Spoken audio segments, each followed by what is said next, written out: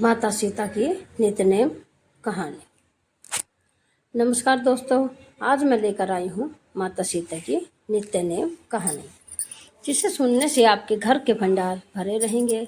और कहानी पूरी सुनने का आधी अधूरी कहानी सुनने से कोई लाभ नहीं होगा। और आपको कहानी पसंद आई तो आप आगे शेयर जरूर करना। तो कहानी को श्रवण करते हैं। यह कहानी सीता माता कहती थी और श्री राम इसे सुना करते थे। एक दिन श्री राम भगवान को किसी काम के लिए बाहर जाना पड़ गया तो सीता माता कहने लगी कि भगवान, मेरा तो 12 वर्ष का नित्यनेम है। श्री राम ने कहा कि तुम कुएं की पाल पर जाकर बैठ जाना और वहाँ जो औरतें पानी भरने आएंगी उन्हें अपनी कहानी सुना देना। सीता माता कुएं की पाल पर जाकर बैठ जाती है। एक स्त्री आई, उसने रेशम की जरी की साड़ी पहन रखी थी और सोने का घड़ा ले रखा था। सीता माता उसे देख कहती है, बहन, मेरा 12 वर्ष का नित्यनेम सुन लो। पर वह स्त्री बोली कि तुम्हारा नित्यनेम सुनूंगी तो मुझे घर जाने में देर हो जाएगी और मेरी सास मुझसे लड़ेगी।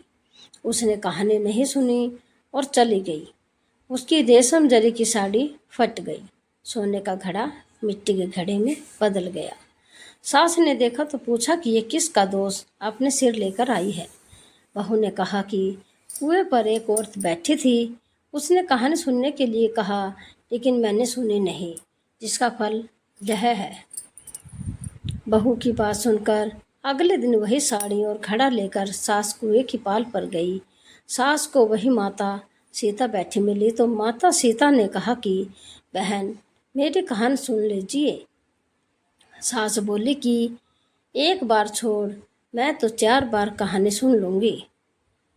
राम आए लक्ष्मण आए, देश के पुजारी आए, नित नेम का नेम लाए, आओ राम बैठो राम, तपे रसोई जियो राम, माखन मिश्री खाओ राम, दूध बतासा पियो राम, सूत के पलका मोठो राम, साल दुसाला ओठो राम, साल दुसाला ओढ़ो राम।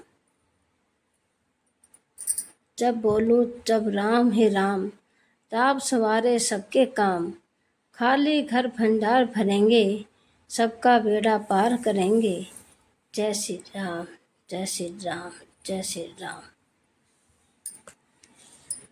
सास बोली कि वह कहानी तो बहुत अच्छी लगी।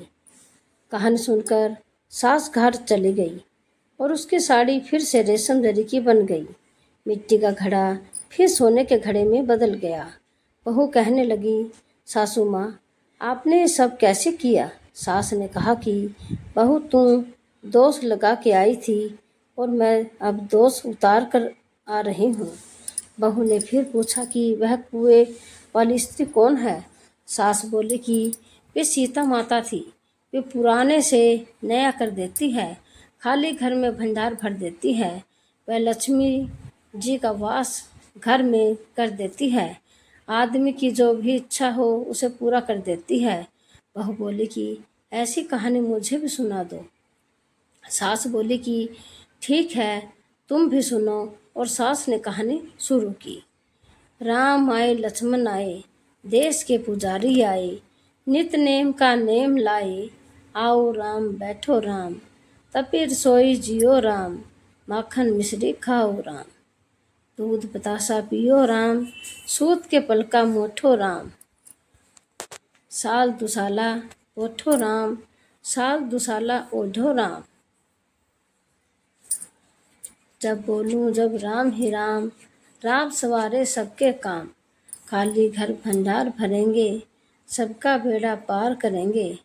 जय श्री राम, जय श्री राम, जय श्री राम। कहानी सुनकर बहू बोली कि कहानी तो बहुत अच्छी है। सास ने कहा कि ठीक है, इस कहानी को रोज कहा करेंगे।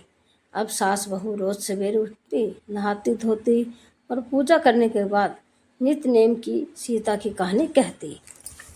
एक दिन उनके यहाँ एक पड़ोस की औरत आई और बोली कि बहन, जरा सी आँच देना। तो वह बोली कि आँच तो अभी हमने जलाई ही नहीं, पड़ोसन ने कहा कि तुम सुबह 4 बजे से उठकर क्या कर रही हो? फिर उन्होंने कहा कि सुबह उठकर हम पूजा करते हैं, फिर सीता माता की नित्यनेम की कहानी कहते हैं। पड़ोसन ने उनकी बात सुनकर फिर कहा कि सीता माता की कहानी कहने से तुम्हें क्या मिला? वे बोले कि उनकी कहानी कहने से घर के भंडार भर जाते हैं, सारे काम सिद्ध होते हैं, मन की इच्छा भी पूरी होती है। पड़ोसन कहती है कि बहन, ऐसी कहानी तो मुझे भी सुना दो। फिर वह बोली कि ठीक है, तुम भी यह कहानी सुन लो। राम आए लक्ष्मण आए, देश के पुजारी आए, नित नेम का नेम लाए, आओ राम बैठो राम। सारी कहानी सुनने के बाद पड़ोसन कहने लगी, बहन, कहानी तो मुझे बहुत अच्छी लगी। अब वह पड़ोसन भी नित नेम सीता माता की कहानी कहने लगी। कहानी कहने से सीता माता के पड़ोसन के भी भंडार भर गए। अब तो पूरे मोहल्ले में नित नेम की कथा चल रही, हर किसी की मनोकामना पूरी होने लगी। हे सीता माता, जैसे आपने उनके भंडार भरे, वैसे ही आप हमारे भी भंडार भरना, कहानी सुनने वाले के भी और कहानी कहने वाले के भी। उत्तर प्रदेश, बिहार, हिमाचल प्रदेश और हरियाणा के कुछ क्षेत्रों में आज भी यह कथा सीता जयंती पर चाव से सुनाई जाती है। यदि आप सबको माता सीता की कहानी नित्यनेम पसंद आई हो तो आप हमारे चैनल को लाइक करें, सब्सक्राइब करें और हमें बताएं कि आपको यह कहानी कैसी लगी। धन्यवाद। कल फिर मिलते हैं एक नई कहानी कथा के साथ।